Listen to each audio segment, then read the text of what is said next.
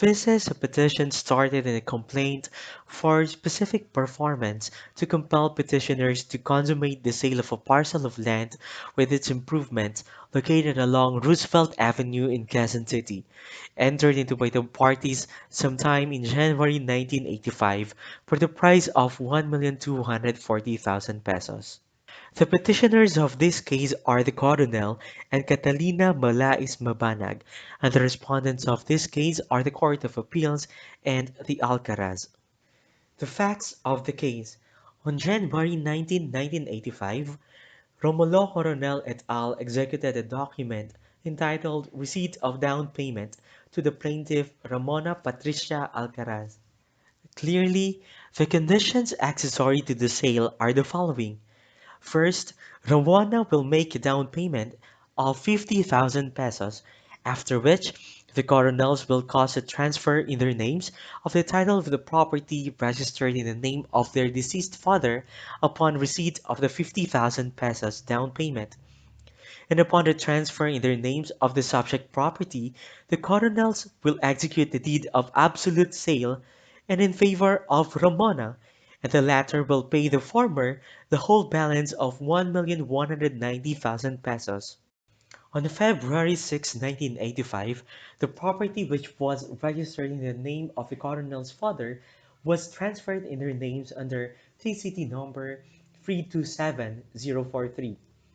On February 18, 1985, the Coronel sold the property covered by T-City number 327043 to Catalina B. Mabanag for 1,580,000 pesos after the latter has paid 300,000 pesos as a down payment. On April 2, 1985, Catalina caused the annotation of a notice of adverse claim covering the same property with the Registry of Deeds of Quezon City. On April 25, 1985, the Coronels executed a deed of absolute sale over the property in favor of Catalina.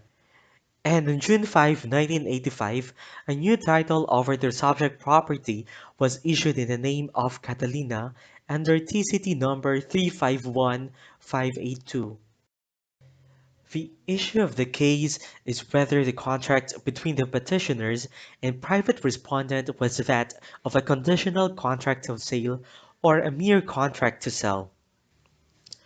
The case was submitted for resolution before Judge Reynaldo Rora, who was then temporarily detailed to preside over Branch 82 of the RTC of Quezon City. On March 1, 1989, judgment was handed down by Judge Rora from his regular bench at Macabebe, Pampanga for the Quezon City branch. This judgment favored the Alcaraz. However, a motion for reconsideration was filed by petitioner before the new presiding judge of the Quezon City RTC, but the same was denied by Judge Estrella T. Estrada.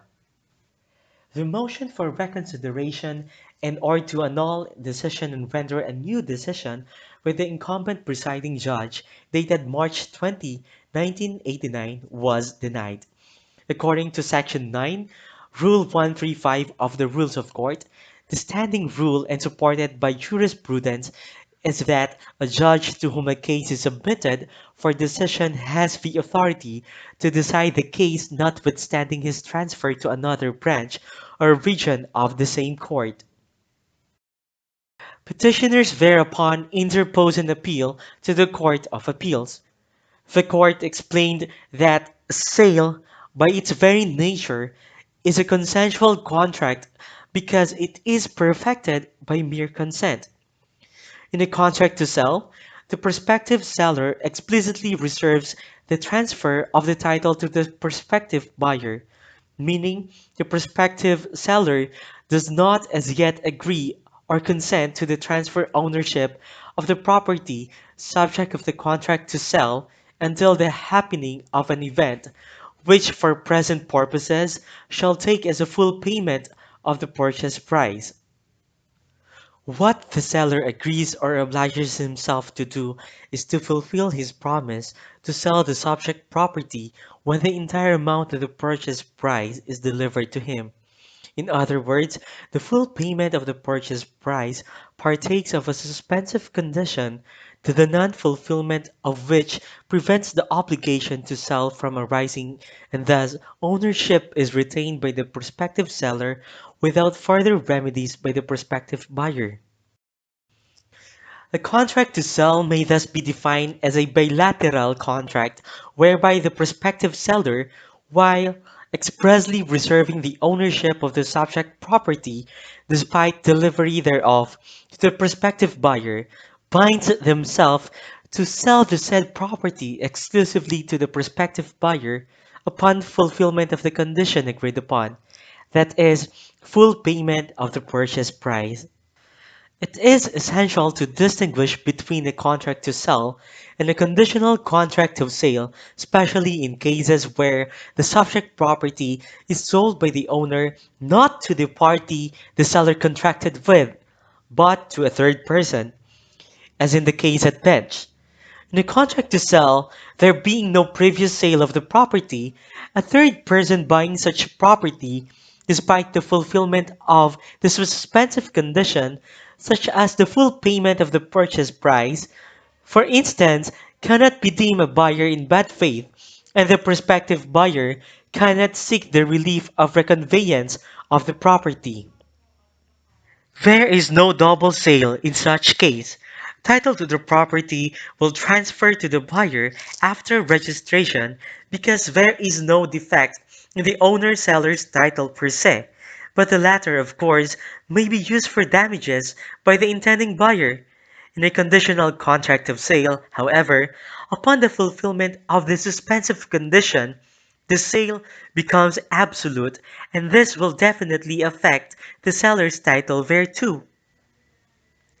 The agreement could not have been a contract to sell because the sellers herein made no express reservation of ownership or title to the subject parcel of land. Furthermore, the circumstance which prevented the parties from entering into an absolute contract of sale pertained to the sellers themselves is the certificate of title was not in their names and not the full payment of the purchase price. Under the established facts and the circumstances of the case, the court may safely presume that had the certificate of title been in the names of the petitioner's sellers at the time, there would have been no reason why an absolute contract of sale could not have been executed and consummated right there and then. What is clearly established by the plain language of the subject document is that when the receipt of down payment was prepared and signed by the petitioners Romeo A. Coronel et al., the parties had agreed to a conditional contract of sale, consummation of which is subject only to the successful transfer of the certificate title from the name of petitioner's father, Constancio P. Coronels, to their names. In the case of double sale, what finds relevance and materiality is not whether or not the second buyer was a buyer in good faith, but whether or not said second buyer registers such a second sale in good faith, that is, without knowledge of any defect in the title of the property sold. As clearly borne out by the evidence in this case, Petitioner Babanag could not have, in good faith, registered the sale entered into February 18, 1985 because as clearly as February 22, 1985, a notice of lease pendens had been annotated on the transfer certificate of title in the names of the petitioners, whereas petitioner Mabanag registered the said sale sometime in April 1985.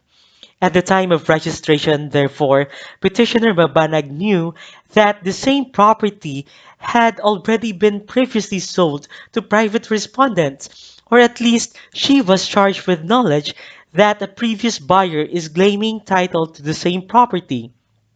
Petitioner Mabanag cannot close her eyes to defect in petitioner's title to the property at the time of the registration of the property.